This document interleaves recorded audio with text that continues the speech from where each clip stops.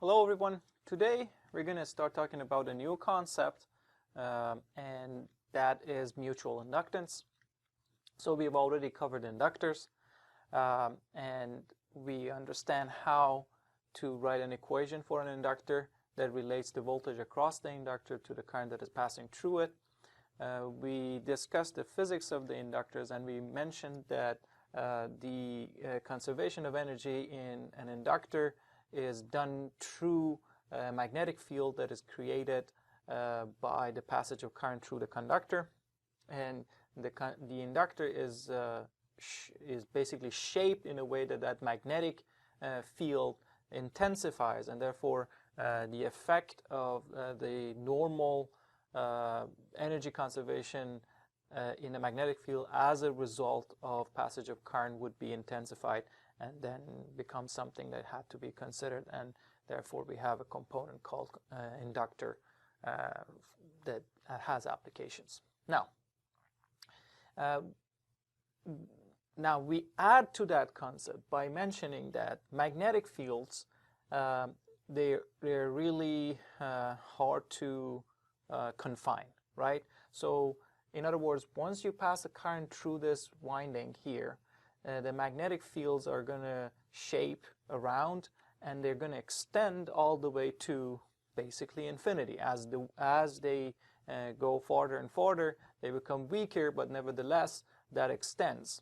Now if you happen to have other conductors close to this inductor, these lines of the magnetic field are going to pass through that conductor, and as we know, a variable as soon as you apply a variable current here, you're going to get a variable magnetic field, and that variable magnetic field is going to end up inducing voltage in the other conductors that cross those varying magnetic fields. So an inductor in the circuit not only actually creates basically a situation where you have a voltage that is a function of a certain kind of function, it's actually derivative of the current that is passing through it, but also it ends up inducing voltages to other components that are not really directly connected to this device. They may not even be on the same circuit. So in that sense, inductors are kind of problematic in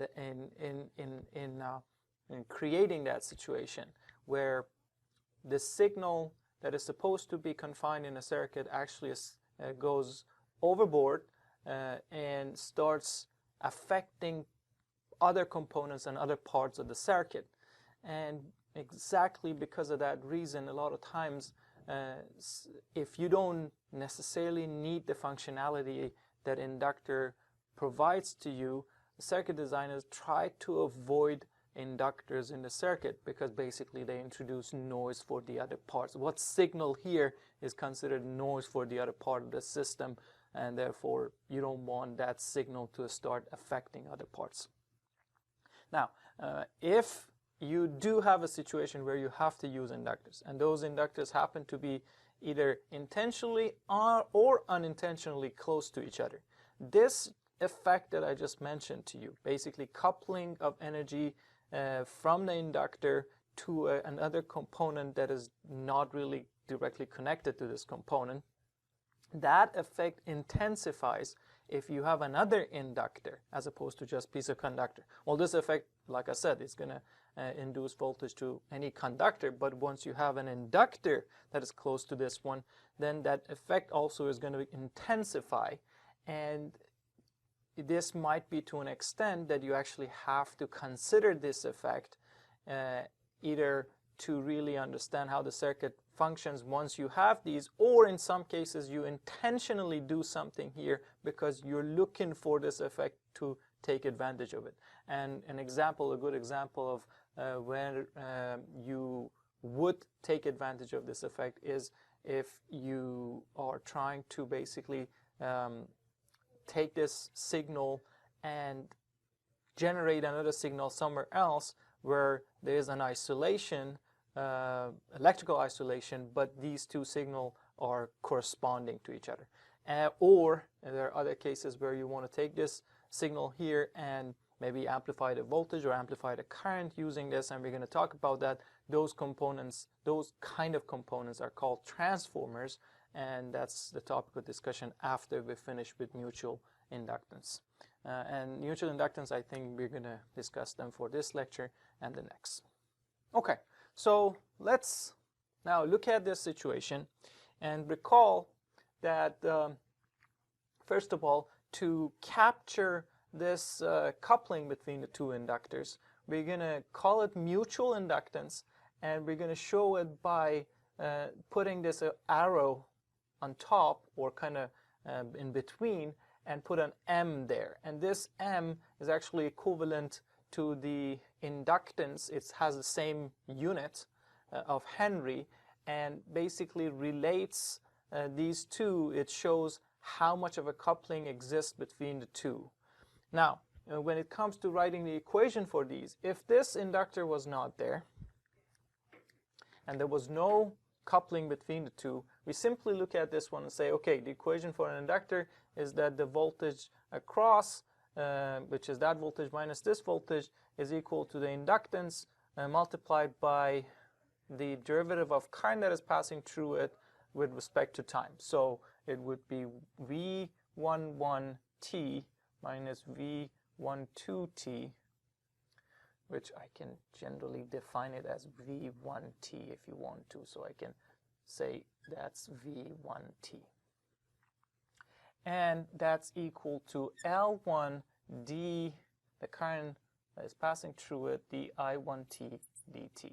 So this is the situation if we didn't have any mutual conductance that affects this voltage. But since we have this other inductor that is close to this one, and there's a mutual conductance that basically couples the energy from the other one to this one. Now this voltage here, understandably, is also a function of this current that is passing through the other one, because that current is going to introduce in a magnetic field, and that magnetic field is going to then affect the voltage that is created here. So now, therefore, we're going to have an extra term here, and this term goes like this. I'm going to put it down here. It's equal to M, the mutual inductance, d I2t dt.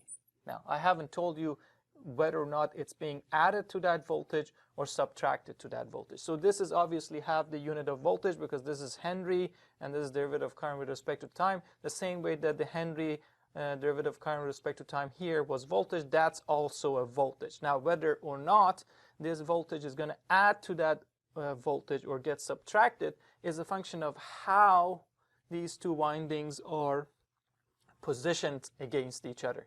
So in other words, these two voltages could be added to each other or could be subtracted to each other depending on how these are positioned against each other, how these windings are basically wound around. So in other words, if this current that goes in create a certain direction of magnetic field, and this current that goes into this one create a certain direction for the magnetic field. Let's say the magnetic field that is created as a result of that current is like that with this. And then if here this current that goes in also creates a magnetic field that looks like this. In other words, this magnetic field adds to the other magnetic field when it goes and passes through the center of this other inductor. If that's the case, then this second term for the voltage that is a result of coupling between this inductor and this first inductor would be added to that first voltage. And really, in this symbol, we don't know that. This is a result of looking at the situation, the physical structure of these two inductors, and kind of finding out whether or not the way that we have defined current, the magnetic fields as a result of those currents add up or they subtract from each other. In order to simplify that, therefore, someone has to do that investigation, and once we put it on a piece of paper and symbolizes it, that has to be somehow shown to us to know whether or not these two voltages add up or subtract. And for that, there's this solution that is called the dot convention. So if I put the two dots right there, and the currents are entering the dots, both are entering the dots, then the voltage coupling between these two is going to add up to the original voltage. If the current, I end up now saying the current for the second one because it's arbitrary. If the current was going out in one of the two, was going out of the dots, and in one was going into the dots, then this would be subtracted. So if there are currents going both into the dot, they're going to be added. If one is going in, the other one is going out, then it's going to be subtracted. So both going in, added, one going in, the other one going out is subtracted. So in this specific case, as we can see, the currents both are going to the dot. That means that physically speaking, the magnetic field that is as a result of the current going through this one is going to add up to the magnetic field that is the result of the current going through the first one, and therefore the two voltages are going to add up. So now, with that said, I can start looking into a really simple circuit and basically analyze that circuit. Let's say I have a source, a resistor, this inductor, and then I have the second inductor, another resistor, and as you can see, these two are now not really connected to each other. They don't have to be. Now, so I say VST R1, L1, L2, M is the mutual inductance between the two, and that's R2, and I'm tasked to analyze this circuit. Okay, so things are slightly different here when we want to go back to use that original algorithm of ours when we used it for before, all the way to this point. And the complexity is that in this situation, it's as if you're dealing with two separate circuits, and that adds a little bit of complexity in a sense that when we basically name our nodes and define our nodes, or assign voltages to our nodes, we said we're going to take one of those nodes in the circuit as our reference, but here we have two different circuits. So once we have, let's say, a reference for one side of these two circuits, the other side still doesn't have a reference, right? And we can't really connect the two to each other and call them both the same reference. So we have to treat that with some with some attention. Okay, so now this is how it goes. We're going to start identifying the nodes. This is one of the nodes. That's another one. This is another node. This is another node, and this is the last node. Now, I can take one of these as my reference. So that would be my 0 volt. Immediately when I do that, this becomes VST. That's the definition for that source. This here, I'm going to call it V1T. Here we have the V2T. Now, this bottom of the second side of this circuit, I can't call that a ground or reference anymore because I've already chosen my ground. So this has to be a different name. So I'm going to call it V3T. Now, let's start doing the currents. So the current passing through this, I'm going to call it I1T. And the passing through this one would be I1T, KCL for that node. Here would be the same I1T. And let's say the dots are one here. And I'm going to make it look different this time. My dot's down here. And then let's say current I2T here. And the same current I2T there, KCL for that node. And with that, we're done writing all the, labeling all the nodes and the currents that are passing through the component. There is no KCL to be written for the circuit at this point, so all we need to do is to write the equations for components. Now the components that we have is 1, 2, 3, 4, and 5. That component is taken care of. We have 4 components to write equations for. For this one, I1t is equal to VST minus V1t divided by R1. Let's do this one because these two are the easier ones to do. So for that one, I2t, the resistor, is equal to V3t minus V2t divided by R2.